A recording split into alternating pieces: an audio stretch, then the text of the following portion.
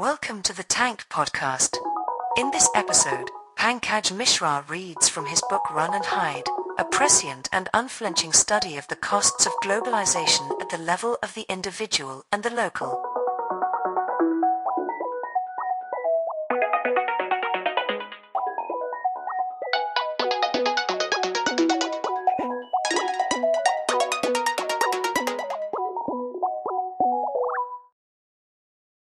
My father, handsome, with glowering brown eyes, absurdly long lashes that I've inherited, an expertly trimmed and combed beard, his only physical vanity, which he indulges before a rusty hand-held mirror each morning, thinks he has already given us a good start.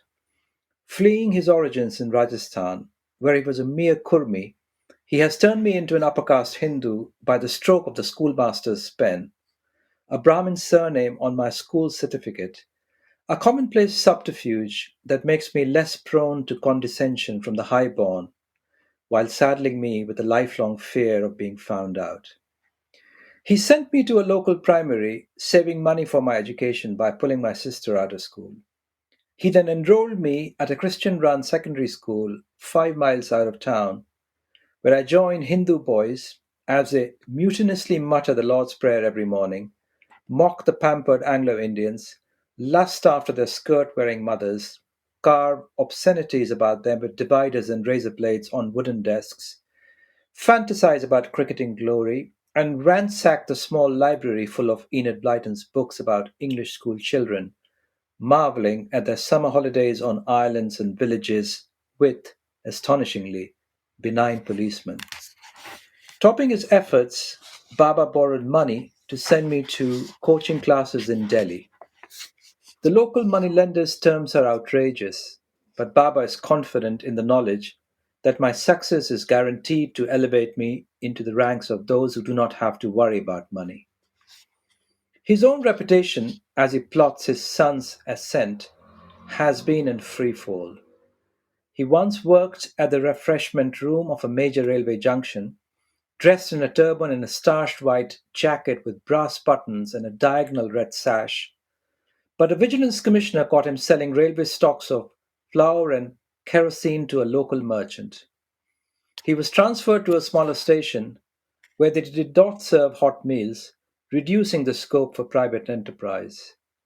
After another demotion, caused by the discovery that he was still misappropriating government supplies, he ended up, without his uniform, at Devli, a station on a narrow gauge branch line in an underpopulated region.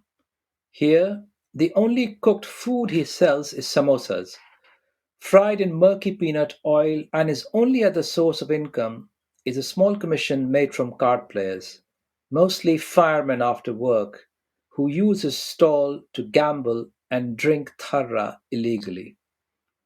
He returns home late in the evening, having sold off his samosas to the last of the trains, and carefully notes the day's takings in a notebook of ruled paper.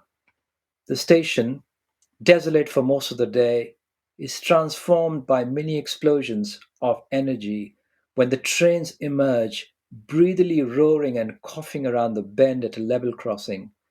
The black engines with cowcatchers that appear demonic with splayed metal teeth, but turn out to trail some tame wooden carriages, and with a short, desperate shriek and grinding of brakes, shudder to a standstill.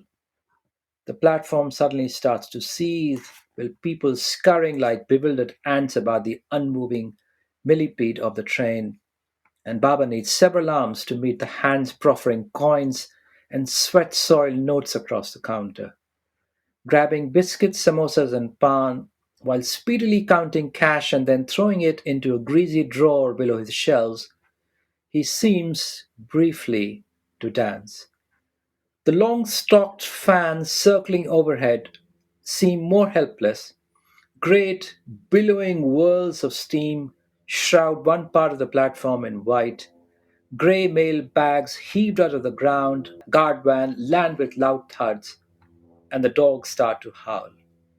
Business is conducted mostly during these interludes of extreme disorder, which is abruptly heightened to a frenzy by the thin, keen blast of the station master's silver whistle, and the waving of the guard's tattered green flag.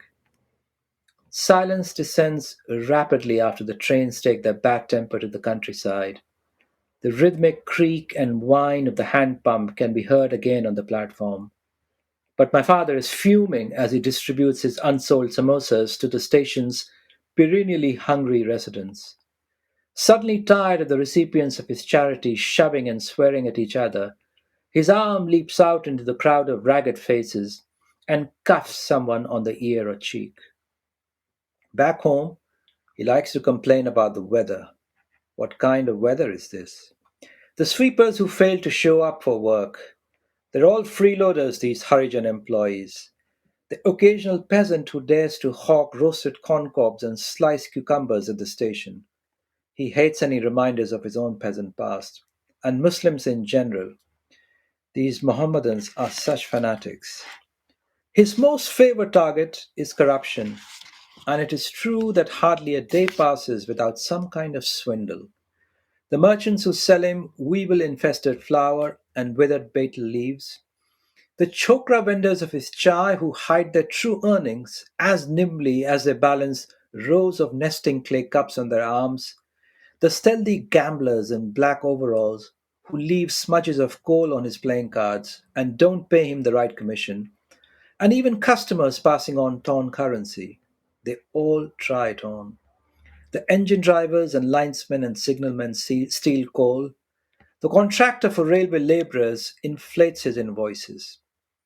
But my father, a swindler himself, underpaying the underage boys he employs, is really complaining about his own life and the lives of so many men like him, being shoved around by the station master who incessantly berates him for dirtying the platform, the local Thanedar who demands his own share of the tiny commission from the gamblers, the junior staff at the government hospital miles away who keep him waiting for hours for a blood test, the Brahmin teachers at primary school who openly condescend to him as though guessing at his low caste origins from his obsequiousness before them, and even the clerk at the post office who, while gently tearing along the perforated edge of the Gandhi face stamps behind a dusty grill, snaps at him.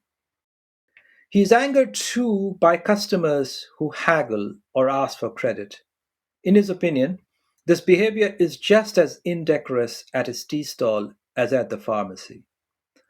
And I'm often left to guess at the ways his hatred of crooks and sharks and also of his own impotence and servility explodes. I remember the evening in 1984 when he came home from the railway platform, his kurta pajama creased and speckled with blood, his eyes peculiarly aglow. I was 12 at the time and had never seen him like this before.